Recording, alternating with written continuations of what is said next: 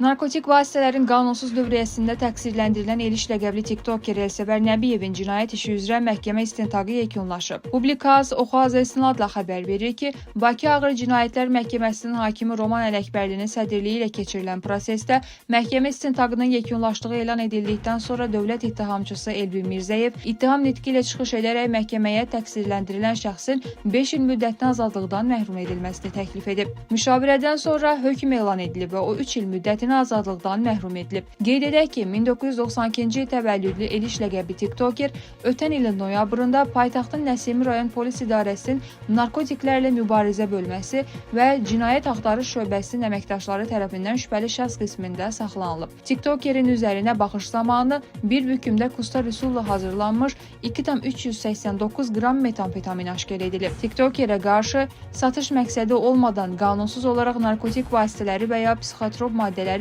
xeyli miqdarda əldə etmə, saxlama, hazırlama, emal etmə, daşıma, külli miqdarda törədildikdə maddəsi ilə ittiham irəli sürülüb. Qeyd edək ki, Elsəvər Nəbiyev dəfələrlə TikTokda Eliş 020 adlı səhifəsində canlı yayım açaraq narkotik vasitənin təsiri altında qeyri-etik paylaşımlar edir. Eləcə də narkotiklərin qəbulunu təbliğ edən videolar yayıb. O, bundan əvvəl də oxşar əməllərə görə dəfələrlə həbs edilib.